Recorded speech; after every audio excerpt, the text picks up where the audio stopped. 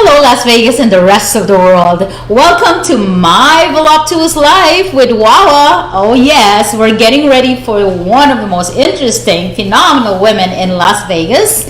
And my host for today is none other than CEO and founder of Dance in Motion, Rochelle Baltimore. Welcome to my show. Thank you so much. Thank you so much for having me. Thank you so much too. It's a privilege and honor to be able to get to know your story and share to the rest of our viewers.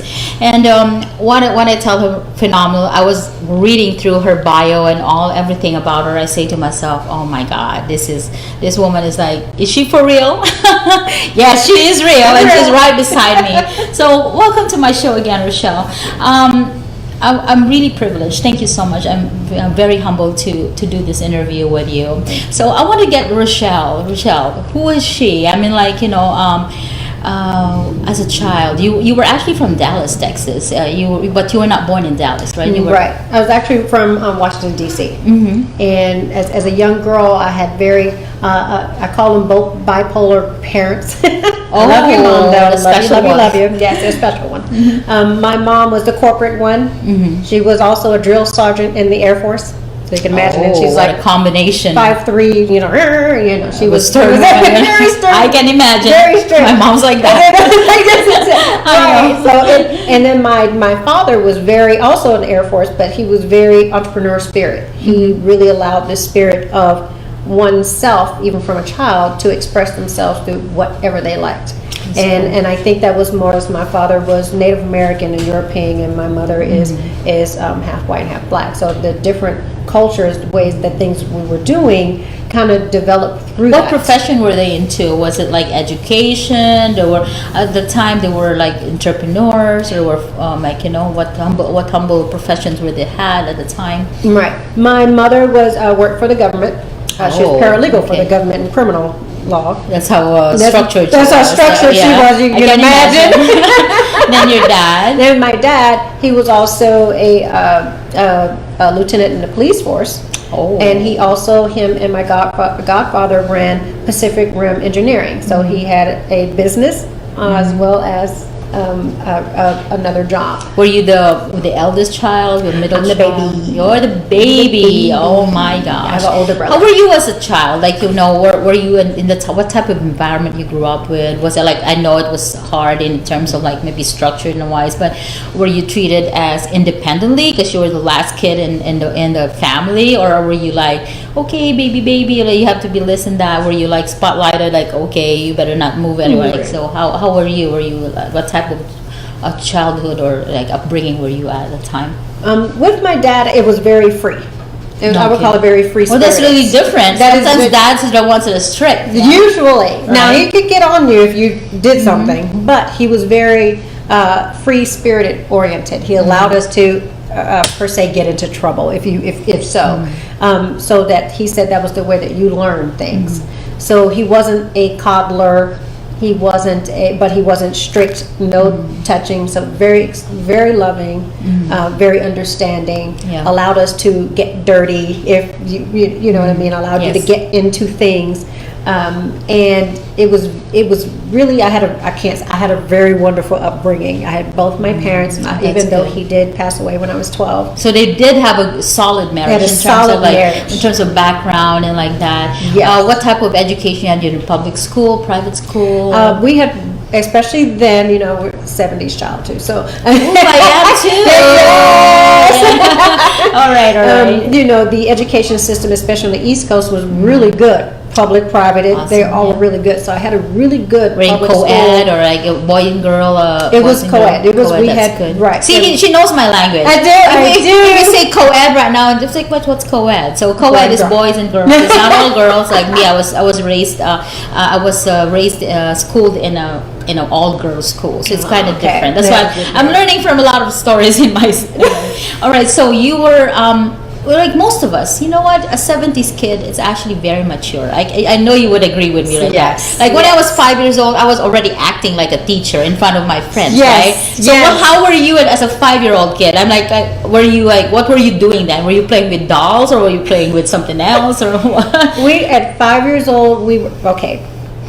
people may think this a little different. My father was very hands-on, teaching different ways. At 5, we were doing bows and arrows. We learned how to okay, that's bow fun. and arrows. We learned how to fish. Yeah. We also at that time I was That's also good. dancing. I started dancing at the age of 3, so I was still Yes, dancing while my brother was playing hockey. That's how they do it. They start you really young. Very young. Like with swimming, they started 1 year old. Like, let's plunge you there. But then, 3 years old, I started ballet, but I didn't pursue. You see how it is. I'm voluptuous. Beautiful. So yeah.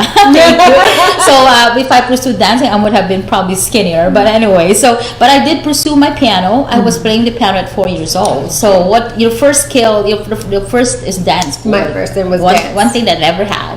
She had. I'm so very happy for her. So what was your first dance? Like what was the first dance you learned? Like ballet. You like it or you like? I was in love with ballet. Did it take you a long time to go to toe shoes? No, believe it or not. And I got to study under one of my favorite, Howard in New York, in Point, when I was younger, as well as Gregory Hines, God rest his soul, with tap. So I had a lot of, I did tap dance, I did jazz, jazz mostly because of was it? Just thinking about of dance. Was it quite different now than before? Like looking at how they conduct dances now. Is it more interactive now, or more radical now, or more different now than before? Or is it still the same basic kind of thing? When you become a dancer, you start with this one, and as long as you have all the skill set, you can be like a good dancer, like you are, They do well. A lot of it is I think it's very segregated now. So if you're hip hop, you're all hip hop. If you're all that, and a lot of them, for us, we had to do everything. That's good. Actually, that's supposed to be. It's an eye opener too. That dancing or any skills for the matter should still be basically structured like that. It should be, right? So that you can for us, the reason why dance was that way was learning different cultures. You think that right now it's because there's always the competition is too much right now. But I think that some people think the specialization matters, but actually no. If that specialization already full, right? I mean, like if there's no more like the space for being a hip hop dancer, then where will you be, right? I mean, well, it's one of those things where I think everything goes through an evolution. Okay. Like ballet is a very East Coast really type of thing. Okay. Because of Broadway, because of all the different things, awesome. As opposed to other places. And then in California, where you have a lot of your musicalities, they do things with background dancers, mostly hip hop. So it ranges depending on where you are. Where you are, that's how you work through it. But for those of us who choreograph or get into things like that, you learn a different facet of all dances, so that you're able to come up with very good choreography. Okay. So were you at 5? You already know what you want to do in the future? Or what was that? What was Shell? You wanted to be a dancer. You wanted to be. What was your dream at like 5 years old? My dream, dance on Broadway. And you got it. And I did it. But before we go to that, let's go to your teen years. So teen years just continue dancing, right? Oh, yes. I was full. Matter of fact... was there a time where you see how you really struggle? You can see that you really put sweat and everything. Get to it. So you every day you really dance and dance and dance. Was there a frustrated... moment at the time before you went to Broadway, like a turning point, am I gonna do this still or not? Or you're just really... I was lucky. Really focused. That's good. Really focused. I had really good people with me, and they put me in the right direction. I was going the right direction. Your parents was also very supportive. My mom, she was supportive. She worked a lot, but she was supportive. Your siblings, they were also into that trend. My brother never missed a dance. But you're the only dancer in the family, I'm the right? only dancer in the family. That's awesome. Where did you get that? Like from generation before that, or it's just your own thing? I think I'm the only one. When I look back, even at my cousins, or even I am the only dancer that especially went professional. I went professional actually at 13 in Dallas. Oh wow! Dallas Black Dance. So that was your turning, that was your the launch of your career. Yes. What was that dance? It was ballet. It was ballet and jazz. Oh. And then Was it a huge production or it was a huge, yes, it was a company. It was a dance company. How were you? Okay, let's move forward. Yay, Broadway! How was that? How did you enter that vacuum of success? Like first success. I was like, whoa! I mean, like I'm wow. This is like wow moment. Like how did it happen? Like I think with me, because I was young at the time. How old were you? Company. I was when I did go to Broadway, I was 16. Was there a scout or you had to audition? Because I was working already with Dallas Black Dance Theater and also Alvin Ailey. It just. So do you move from what year did you move to Dallas? I moved to Dallas in 81. And what age were you that one? I was 11, almost 12. It was a family move too. Yes, after my father died, we see the trend is like there's like God is so good. Your career is like really smooth, like smooth. Okay, so Broadway. What was the first reaction when you saw Broadway? Like like. You already in, right? Yes. You don't have to audition. Don't have to audition. I mean, how did they even tell? Okay, you're going to Broadway. What was the first reaction? Like you were like. It was almost surreal. You go. Is and what really production? happening? You said cats. Cats. Mary. It's cats. So easy to leave. Like, I know that song. I don't want to sing. I say, but someone might discover me. Just kidding. I'm like, yes. That Broadway. My dear viewers, is like where that song "Memories." Memories, like Memories. Beautiful. For those who don't know Broadway, yes. But those who are lovers of Broadway, you would know that the song "Memory" is in that show. Yes, it is. What you have a character there, or what? I was in the ensemble, so I didn't have a major. But still, you're in Broadway. Okay. Oh, I was on Broadway. That was all. What was life in Broadway? How is it different from being with family, being just ordinary girl in with daddy's, Well, presence? it was. I still had family in New York, so I do have family in New York. So you stayed with. So family. I stayed with family, and it for me, because it was almost like a second home, because we visited a lot, did a lot of things, so it wasn't like somewhere far off, and I didn't get to experience. But the Broadway experience itself, especially at that young age, and I did for 2 years, so it was just a lot of people really were with me. So 2 years in Broadway, right? So they were with me, as opposed to some of you hear now. There are some really catty calls, the people who do really bad things just to stay ahead.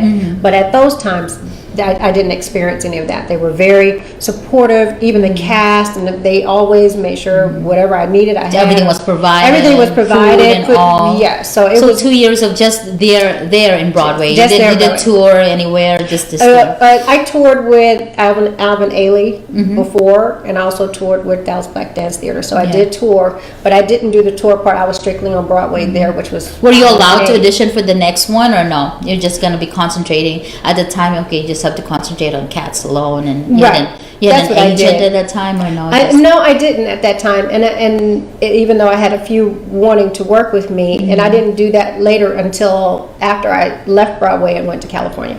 That's another thing. So what at the time in your life after Broadway, where was Rochelle after that? I mean, It was one of those things. I think also I had a push and pull with my mother, because my father passed, and she was like, okay, kind of get a real job, even though I was working. Yeah.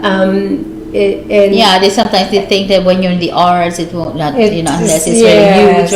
And you're not going to make a lot of money. You went to school for this. Why are you doing this? I know. So you had education. You went to school. I did. Even with the arts, you went. What you went into college or anything? I went to college. I went into Howard as well as DeVry, because I wanted more hands-on. So I did work for Oracle. I was a senior programmer there. So what was your bachelor's at that time? Engineering. So awesome. IBM was my first job. For a woman to become an engineering is like tough on the math, yes, right? yes, and you have to do all the math. So I did IBM and then Oracle. Did you like that? Did you like that? You were good at it. I was good at it. I did enjoy it. I really did enjoy it. And then when I had my first child, my son, that's when things started to. And actually, that's a whole other story. But they're twins. But my son and my daughter. It just got to be a lot, and I was. She got twins. I had and it was a lot to handle with doing, because it was a very tedious job. Yeah. And at one point in time, I was the manager over 3 cities, so 3 states.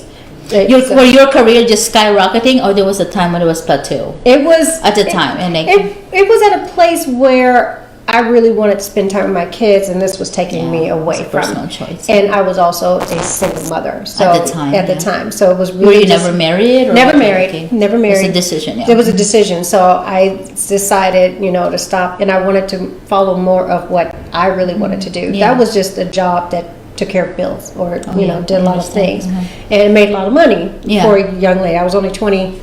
Oh, yes. So Okay. so we were. And you were in making- California at that time. I was in New York still before doing that. Before I moved to California. Transition that time. Yeah. So okay, so wow. I mean, I see the trend. I think you were so focused even when you were a little one, and then teenager Yes. life and whatever. So she was from Cali actually. She was also.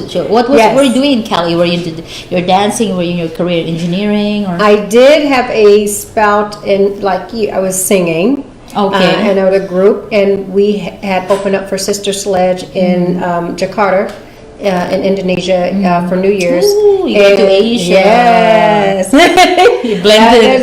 Yeah, that's good. And that was fun. And so they wanted us to do an album, and we were on the radio, and we ended up coming to California. What year was this? This was 96. Oh, Yes. Okay. And so, So did you tour just Jakarta, or you went to South We Asia? did most of the southern states. We were in You Houston. sing in a band or something? Just a girl group at the time. Oh, it's like Destiny's Child in Asia. It was almost like Destiny's Child without the four of us three, and I was the Kelly Rowland of Awesome. the group.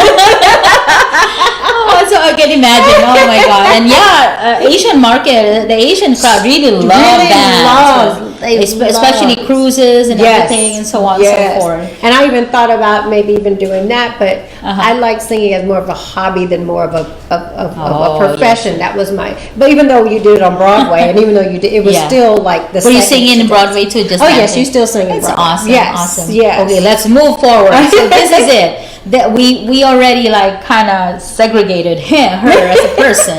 Now we're going to move forward into that awesomely founded nonprofit of hers. It's called Dream in Motion. Yes, we're going to talk about it in our second segment, and we're going to see where it came from, like coming from an engineer and a Broadway performer, and also an artist like me. Yes. Let's see where this goes on our second segment on My Voluptuous Life with Wawa and Rochelle Baltimore. Yes.